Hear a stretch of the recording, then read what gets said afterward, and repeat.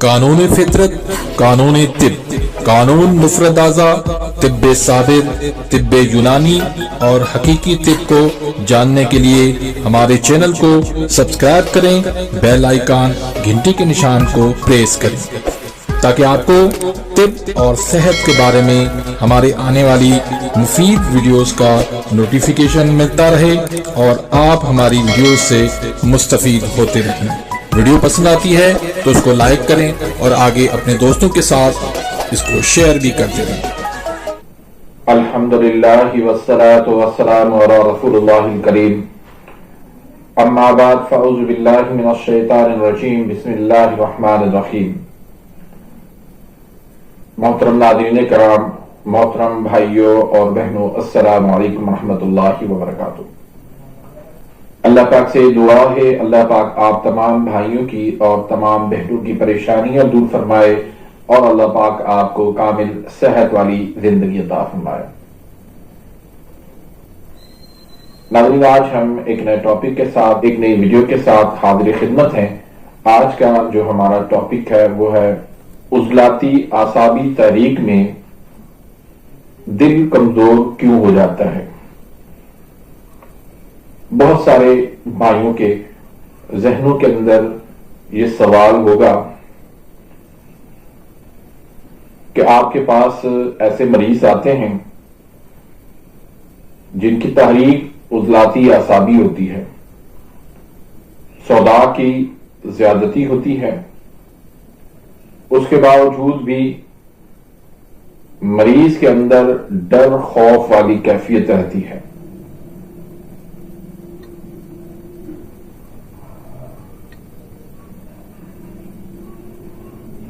اب ہونا تو یہ چاہیے کہ یہ دل کی کیمیائی تحریک ہے، صداع دل کی غذا ہے، اس کی زیادتی کے باوجود ڈر خوف ہو رہا ہے۔ یہ نہیں ہونا چاہیے، کیونکہ دل کی جو کمزوری ہوتی ہے وہ اعصابی تحریک کے اندر ہوتی ہے۔ عضلات کے اندر، دل کے اندر تسکین کی وجہ سے پھر ڈر اور خوف کی کیفیت ہو جاتی ہے۔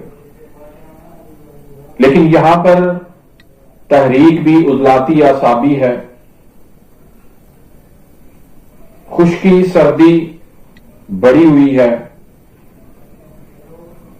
صداع کی تحریک ہے، سیاہی کی تحریک ہے، اس کے باوجود بھی مریض کہتا ہے کہ میں کسی محفل میں، کسی مجلس میں بیٹھ نہیں سکتا، کہیں پر اکیلے سفر نہیں کر پاتا، جاتا ہوں کہیں پر تو ڈر خوف اور دل پہ گھبراہٹ ہونے لگتی ہے، دل زور زور سے دھڑکنے لگتا ہے۔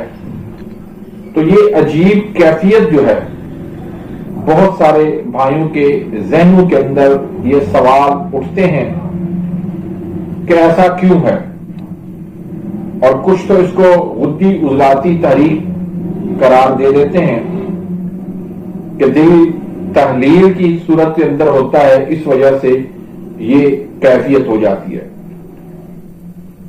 ایسا نہیں ہے، یہ عضلاتی اعصابی تحریک کنفرم تحریک ہوتی ہے۔ نرس سے بھی ہم نے دیکھ لیا، کارڈیولوجسٹ سے بھی ہم نے دیکھ لیا، مریضوں کو ہم نے آزما بھی لیا، چیک بھی کر لیا اچھے طریقے سے، ان کی کنفرم 100% عضلاتی اعصابی تحریک ہوتی ہے۔ اب جس عضو کی تحریک ہوتی ہے وہاں کیا ہوتا ہے کہ بلڈ کی سرکولیشن کا وہاں پر اجتماع ہوتا ہے، وہاں پریشر بن رہا ہوتا ہے، اس پریشر کی وجہ سے پھر وہاں پر سوزش ہوتی ہے۔ جس عضو کے اندر سوزش ہو جاتی ہے تو وہاں پر بھی سوزش کی وجہ سے کمزوری واقع ہو جاتی ہے۔ مثلا आसाबी उजलाती तहरीक होती है, फालिज हो जाता है।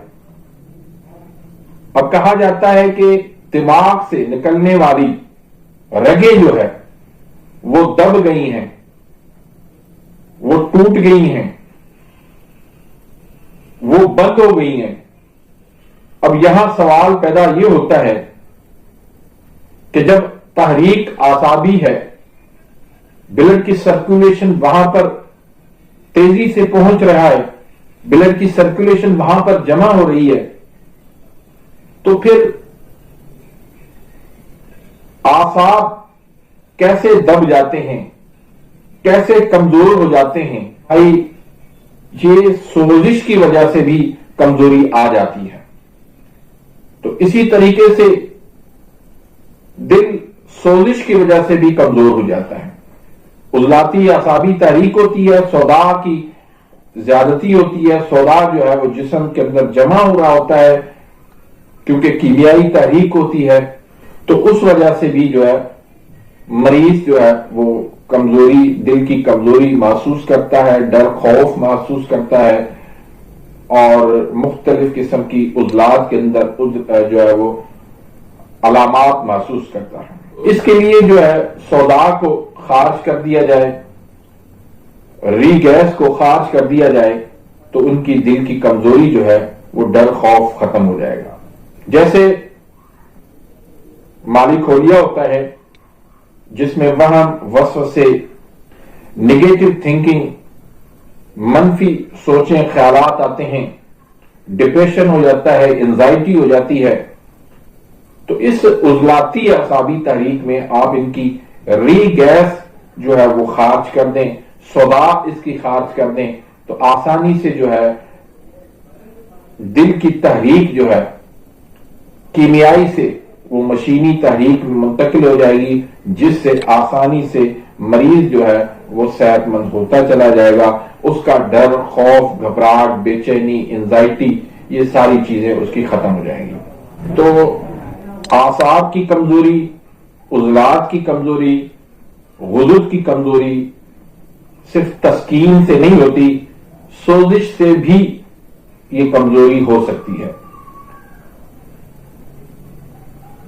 बहुत सारे ऐसे आप मरीज देखेंगे जिनकी तहरीक आसाबी होगी, लेकिन उसके बावजूद भी उनको दिमाग की कमजोरी महसूस हो रही होगी।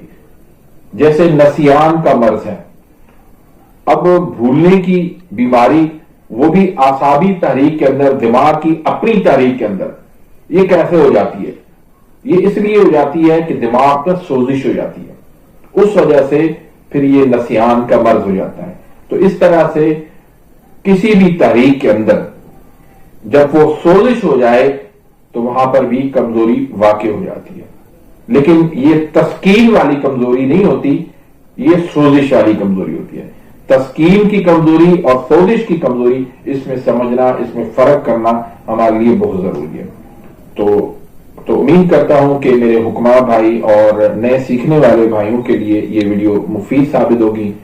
अपनी दुआओं में याद रखिएगा। मिलते हैं इंशाल्लाह नेक्स्ट वीडियो में, तब तक इजाज़त, अल्लाह हाफिज।